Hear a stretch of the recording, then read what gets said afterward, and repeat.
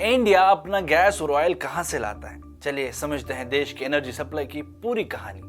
आदाब, मैं हूं गौहर वानी, आप आवाज द वॉइस देख रहे हैं। दुनिया के सबसे बड़े एनर्जी कंज्यूमर्स में शामिल इंडिया अपनी जरूरत का ज्यादा हिस्सा ऑयल और गैस बाहर के देशों से इंपोर्ट करता है। आज के वक्त में इंडिया लगभग 90% क्रूड ऑयल और करीब आधा नेचुरल गैस ओवरसीज मार्केट से खरीदता है, जिसकी वजह से ग्लोबल एनर्जी रूट्स और जियोपॉलिटिक्स का सीधा असर देश की इकोनॉमी पर पड़ता है। खासकर वेस्ट एशिया और पर्शियन गल्फ में जब भी टेंशन या कॉन्फ्लिक्ट बढ़ता है तो ऑयल सप्लाई चेन और शिपिंग रूट्स पर तुरंत प्रेशर देखने को मिलता है। इंडिया अपनी एनर्जी सिक्योरिटी को स्टेबल रखने के लिए 40 से ज्यादा देशों से क्रूड ऑयल खरीदता है।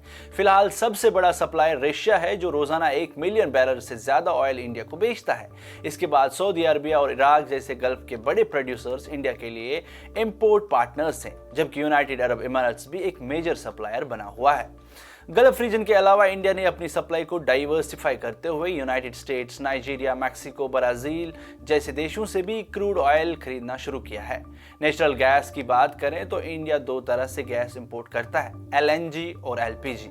एलएनजी का सबसे बड़ा सप्लायर कतर है, जो इंडिया के लिए एलएनजी इंपोर्ट्स का लगभग आधा हिस्सा सप्लाई करता है, जबकि यूनाइटेड स्टेट्स, ऑस्ट्रेलिया, ओमान और नाइजीरिया भी इस नेटवर्क का हिस्सा है।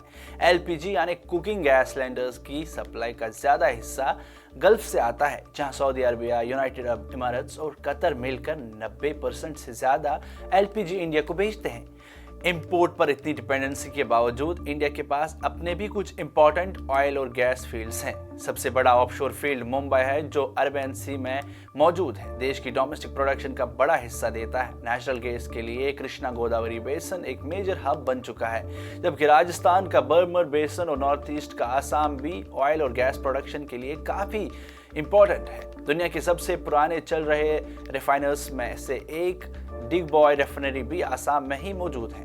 एक्सपर्ट्स के मुताबिक गल्फ रीजन में किसी भी तरह का कॉन्फ्लिक्ट इंडिया के लिए इसलिए भी सेंसिटिव होता है क्योंकि दुनिया का एक बड़ा हिस्सा ऑयल का स्ट्रेट ऑफ हॉर्मुज़ से गुजरता है। अगर यहाँ शिपिंग डिस्टर्ब हो जाए तो ग्लोबल ऑयल प्राइसेस तेजी से बढ़ सकते हैं और इसका सीधा असर इंडिया की इकोनॉमी पर पड़ता है। इसीलिए इंडिया एक तरफ नए सप्लायर्स के साथ एग्रीमेंट्स कर रहा है और दूसरी तरफ डोमेस्टिक प्रोडक्शन बढ़ाने पर भी जोर दे रहा है, ताकि फ्यूचर में इंपोर्ट पर डिपेंडेंसी कम हो और देश की एनर्जी सिक्योरिटी मजबूत हो जाए। इन्फॉर्मेटिव वीडियोस के लिए आवाज द वॉइस को सब्सक्राइब करें।